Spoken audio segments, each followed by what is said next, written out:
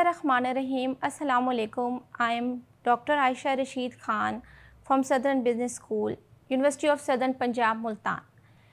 Today we are going to discuss strategic issues in human resource management, the chapter 1, the concept of human resource management by book Strategic Human Resource Management by Michael Armstrong. Today we begin exploring one of the most crucial foundations of every successful organization, human resource management.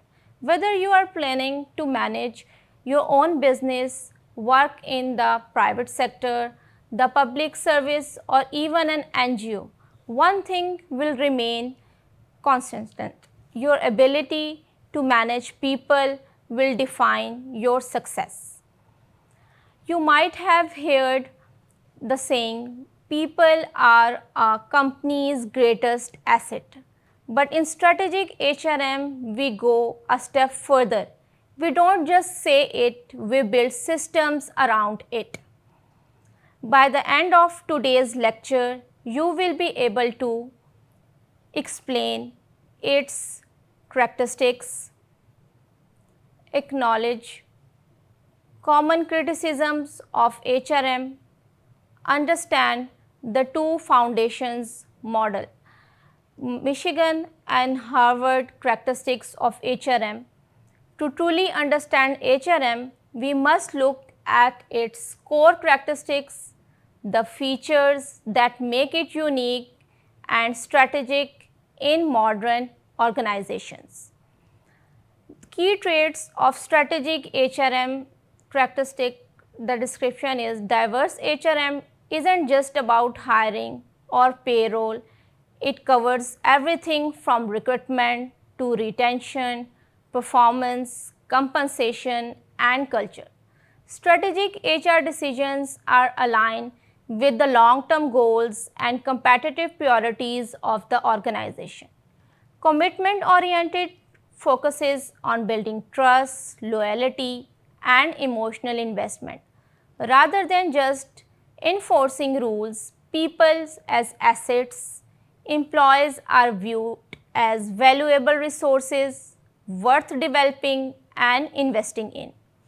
Unitarist assumes both employer and employee have common goals, such as business success and job satisfaction.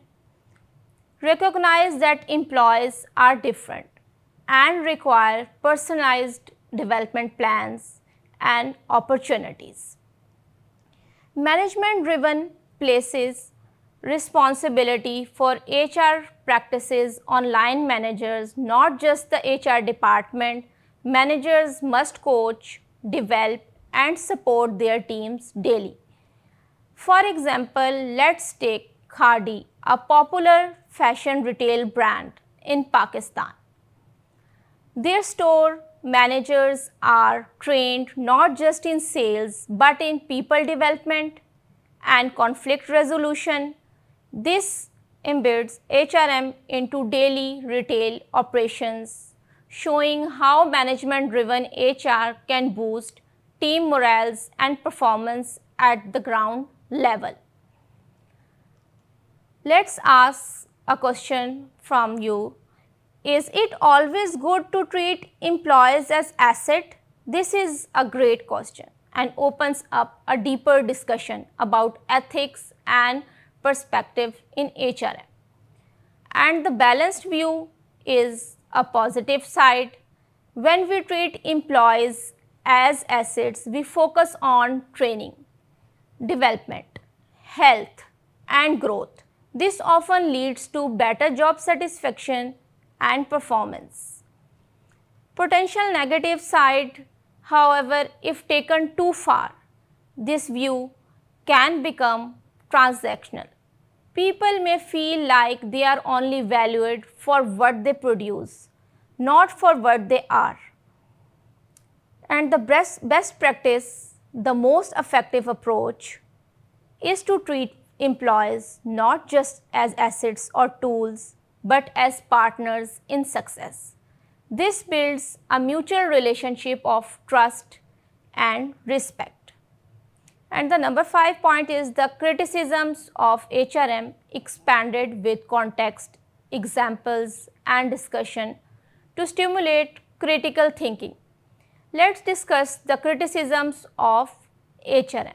While human resource management is widely regarded as essential to organizational success, it is not without its critics. Scholars and practitioners alike have raised important concerns about how HRM is sometimes implemented in ways that benefit the organization more than the employee. The common critics of HRM emphasis on management, control over empowerment, while HRM claims to support employee development. In practice, it often focuses more on controlling behavior, enforcing discipline, and driving performance, sometimes at the cost of employee autonomy. Number 2 point, weakening of unions and collective voice. Strategic HRM tends to emphasize individual contracts and relationships over collective bargaining. This can lead to a decline in union influence, which some argue reduces employee protection and representation. And number 3 point is buzzword without substance. In many organizations, HRM is used more as a fashionable term than a genuine strategic tool. Companies talk about valuing people but fails to implement policies that reflect this is reality. Number 4 point, overemphasis on matrices and performance pressure. The modern HRM approach often prioritizes data, KPIs, performance scores, and output levels. This can create a culture of constant pressure, leading to stress, disengagement, and burnout. Let's share a real-world example. A multinational company introduced a new performance-based incentive plan that linked employee bonuses to extremely high targets.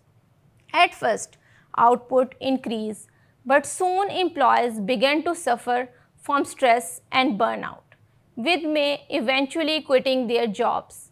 In this case, HRM focus on matrices backfired, damaging both employees' well-being and long-term productivity. And the important point, HRM must strike a balance. Yes, performance and results matter, but not at the cost of employee health, dignity, and engagement. When HRM becomes too focused on control, numbers, or image, it loses its human side and ultimately its effectiveness. And let's discuss a question. Have you seen employees maybe in part-time jobs or internship where HR practices felt more controlling than supportive? Let's explain models of HRM. To better understand how HRM is practiced in different organizations, let's explore two foundational theoretical models, the Michigan model and the Harvard framework. These model explains how HR strategies are shaped by business goals, by values and external environments. Michigan model is actually the hard HRM, developed by Fomburn, Tichy and Divana in 1984. This model views HRM primarily as a tool to achieve organized goals. It emphasizes a tight alignment between HR policies and business strategy. And the key focus areas are the selection, getting the right people for specific roles, then appraisal, measuring performance regularly, then rewards, offering pay benefits linked to performance. Development training based on strategic needs, and there are also the pros and cons. Strong performance alignment are the benefits, supports productivity, and cost efficiency, and the negative points are often seen as resources or inputs, not as human partners. Less attention to well-being, motivation and work-life balance. This model is sometimes called hard HRM due to its utilitarian approach, prioritizing results over relationships, and then is the Harvard framework, and it's actually the soft HRM proposed by Beer et al. In 1984. This model takes a more holistic and ethical approach. It sees employees as stakeholders who bring values, opinions and needs. The key elements considered: stakeholders' interest includes employees, unions, management, situational factors, legal context, culture, workforce demographics, HRM policy choices such as work design, reward systems, employee influence, outcomes are the commitment, competence and cost effectiveness. Praised by also the Boxell in 1992 for incorporating ethics, employees' voice and long-term well-being into HR decision making. This model is known as soft HRM because it emphasizes employee engagement and motivation, not just efficiency. Let's quickly reflect on what we have covered today. HRM is both strategic and system based. It connects people to business goals. Its characteristics show it's proactive, diverse and focused on alignment. Criticism remind us to balance performance with ethics and well-being. The Michigan model teaches us about strict alignment with goals, while the Harvard framework introduces a more ethical, people-first approach. What's next? Next lecture topic would be strategic planning in HRM. We will explore how HR leaders analyze environments, set long-term objectives and align people strategies with corporate visions, and the reflective tasks consist of an assignment. Before the next class, observe a real organization, maybe one you have worked at or seen closely. Think about how do they recruit, train and manage people. Are employees empowered or just controlled? Do HR practices seem connected to business strategy? Bring your observations to class. We will link theory to real world HR. Thank you.